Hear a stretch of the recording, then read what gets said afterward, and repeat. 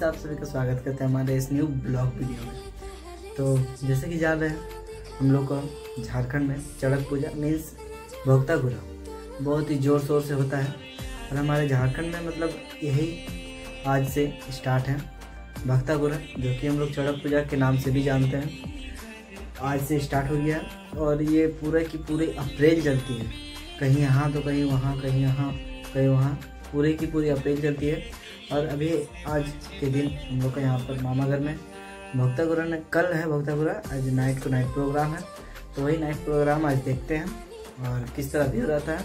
चलिए बने रहना, ब्लॉग पे कंटिन्यू रहना और क्या क्या होता है क्या क्या नहीं देखते हैं। नाइट प्रोग्राम में क्या है, शायद झूमर है, झूमर में छो नाच है, वो भी झारखंड की संस्कृति कहलाई जाती है। चलिए देखते हैं, बने रहना ब्लॉग पे। तो इस वीडियो कमेंट में कैसा लगेगा वो भी कमेंट में बता दीजिएगा। फाइनली अभी हम आए हैं अपने मामा घर पे, जो कि कोसमा टाउन में पड़ता है। तो यहीं पर मेला लगा हुआ है, जाएंगे अभी रात को, थोड़ा सा सो लेते हैं या आराम कर लेते हैं, उसके बाद चलेंगे। तो चलिए चलते हैं।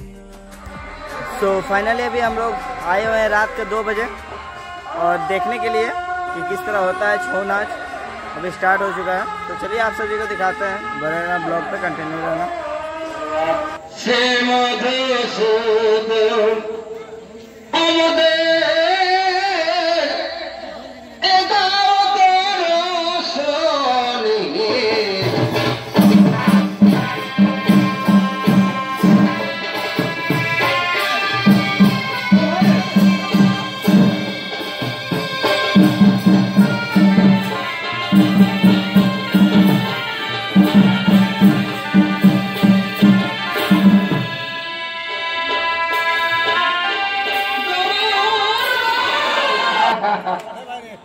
যেটা খাবি খোলা খুলি বল, মন হয় কোনটা খাবি বল, এ মন হয় কোনটা খাবি বল, আরে যেটাই খাবি ওহে মন হয় যেটা খাবি।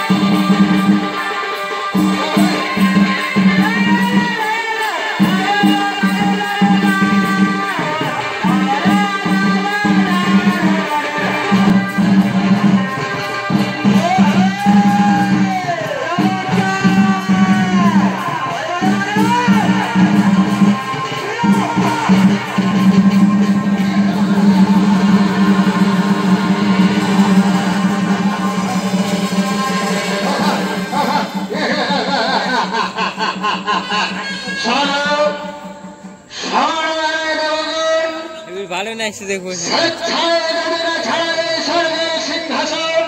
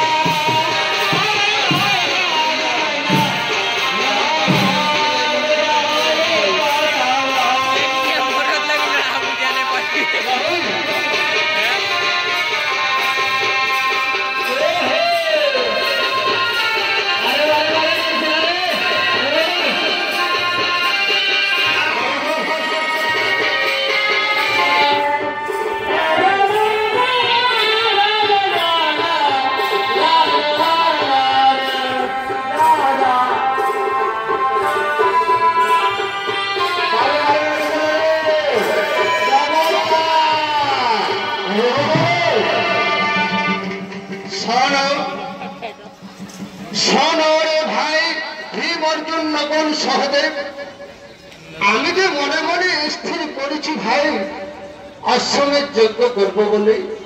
বলো ভাই বলো, এতে তোমাদের মতামত কি আছে ভাই? দাদা দাদা, আপনার বিচারে চির ধার্য, আপনি যা বলবেন তাই হবে। তাহলে বলো বলো রে ভাই, কেমন হবে আমাদের এই অশ্বমেধ যজ্ঞ পূরণ? দাদা স্কুল যাবে দাদা, আমরা পারবে না করবে অশ্বমেধ যজ্ঞ পূরণ, তাই আমরা। सो फाइनली वीडियो वगैरह कंप्लीट हो चुका है हमारा, और अभी हम लोग घर आ गए हैं, मतलब मामा घर से भी घर आ गए हैं। और वो वाला वीडियो नहीं ले पाए थे, बहुत ज़्यादा ही नींद लग रहा था, इसीलिए वीडियो नहीं ले पाए। तो हम लोग का झारखंड की संस्कृति छऊ नाच आप सभी को कैसे लगा? और हमारे ये चड़क पूजा में हो रहा था। चड़क पूजा मीन्स भोक्ता गुरा, जो शिव जी का पूजा होता है, हम लोग का ये लोकल में ही सबसे ज़्यादा अधिक होता है। तो आप सभी को कैसा लगा कमेंट में ज़रूर बताइएगा। तो चलिए आज का ब्लॉग यहीं पर अंत करते हुए, आप सभी को वीडियो कैसा लगा